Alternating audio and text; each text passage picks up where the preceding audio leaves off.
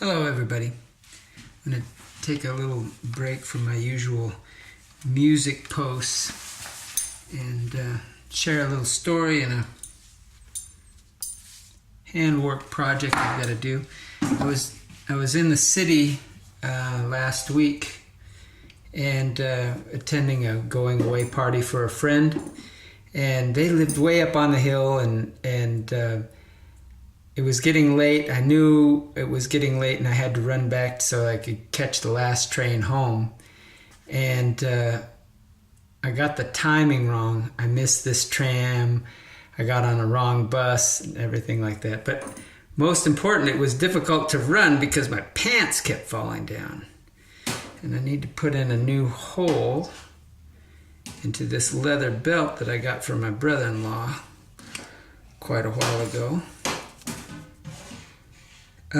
This belt I've had for, I don't know, when did he give this to me?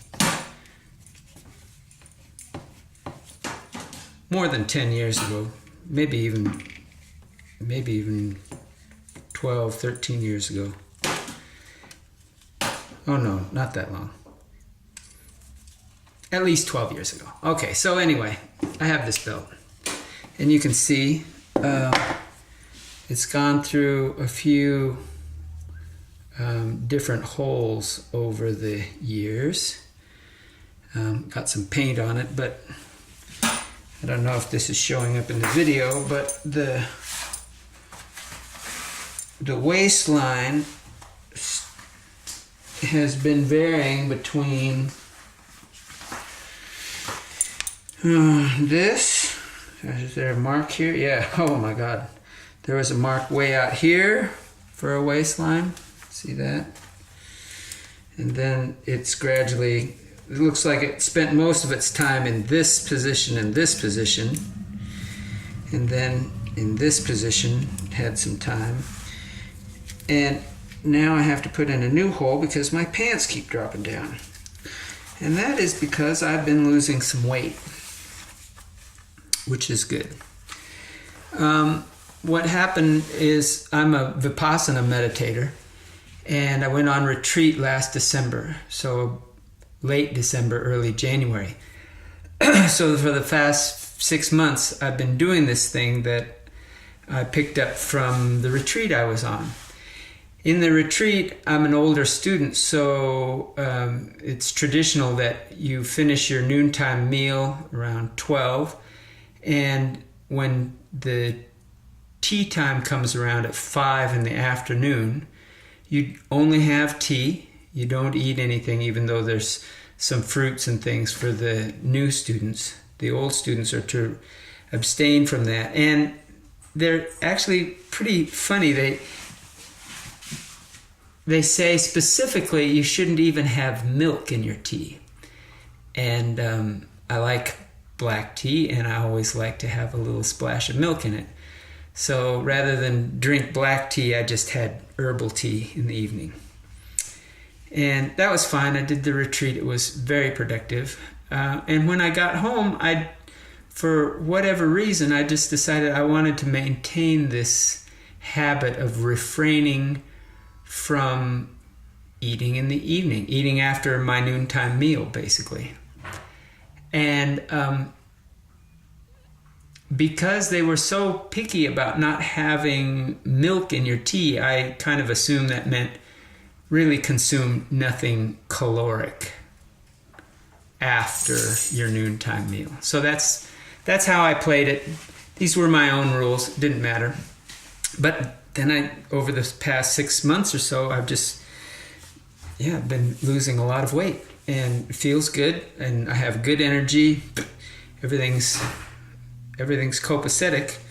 And so I started getting curious, like why is it that this seems to be so conducive to health and maintaining a better weight?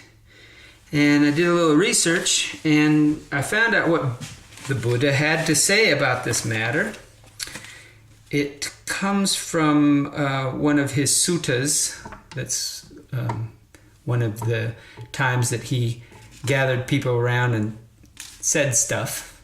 and this is called the Kitagiri Sutta. He says, "Monks, do not eat in the evening. I never eat in the evening, and I am in excellent health. I rarely get sick. I'm not overweight. Indeed, I'm strong and comfortable. You too should avoid eating in the evening. Then you too can be healthy, light, strong, and comfortable." Well, there you have it. You could call that right there the Buddha diet. And actually, somebody has written a book called The Buddha Diet, I found out in my research. You could check that out if you so desire.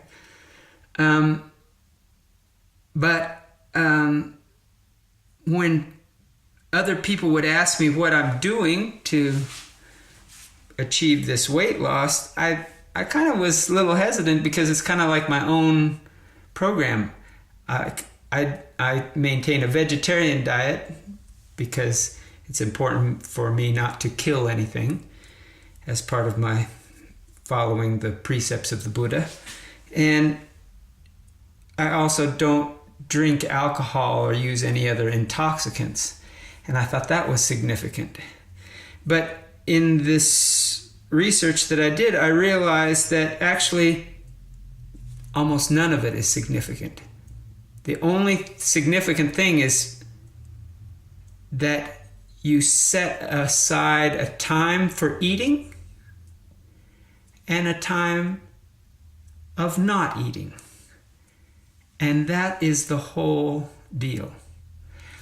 Some people, actually a whole lot of people, call this intermittent fasting. And there are many different stripes of this. Some people eat for 8 hours and fast for 16. Some people eat whatever they want for 5 days and fast for 2 days. You can find a zillion of these things. But I think that the basic fundamental thing that will bring you success is the idea of having an interval of eating and an interval of fasting. For me, I follow basically from 6 a.m. to noon time or 1, somewhere in there. So 6 or 7 hours, I'm eating. And then after that, I don't eat. I drink herbal tea and water. And man, I find it very easy. And I hope you do too if you try it. I hope that it comes easy for you and that you get excellent results. I do want to say that I didn't really weigh myself before or after, so I can't give you any numbers. But I'll say this: I just got on the scale the other day for the first time, and I found out I'm 85 kilos, which is roughly 180 pounds, which is kind of like the weight that I was at mostly through my 20s and early 30s.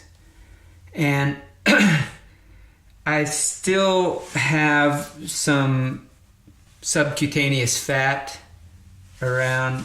I feel like I'm basically, after 6 months, I feel like I'm basically halfway to a really lean body. But it really doesn't matter because what I'm doing seems like it promotes health, and I feel like I can continue it indefinitely. And I feel like I don't even have to worry about family, friends, parties, or anything like that. Because I can cook for other people. I can serve other people food I don't have to eat. I can go to parties. I can drink sparkling water. No problem. And I don't feel, man, I just don't feel uncomfortable about it. I don't feel like I have to explain myself to anybody.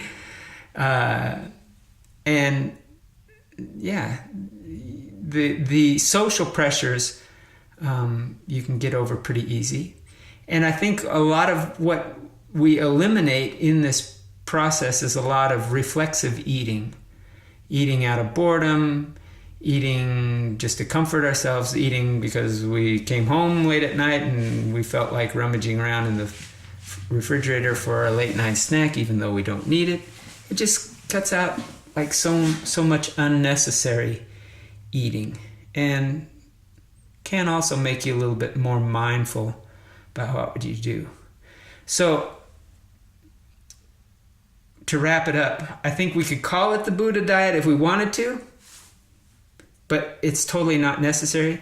Call it interval fasting if you want to, or intermittent fasting. I think that's the more popular term. If you drink alcohol still, or you eat meat, I totally don't think that matters. Just choose an interval, or a time of eating and a time of fasting, and then stick to it. And try to not eat anything caloric in the fasting times. It can bring, you will need a little bit of willpower, but I think it's quite doable. Man, I can't see any downside to this, and I hope this is helpful to anybody who's been struggling with entropy. That kind of, as we age, we just start putting on weight. At least I did. And how are you gonna turn that back? How are you going to turn the tide on that and reclaim some of your health and vigor and even youthfulness? Well, I think this is one way, and I think you should explore it. And however you dial it in for yourself, let's say you want to have less sugar in your diet, or you want to eat more protein or more leafy greens or whatever, you dial it in however you want. But the fundamental thing is setting up an interval for eating and an interval for fasting, and then take it from there. And I wish you a lot of success. I hope you try it, and I hope you find success. Thanks.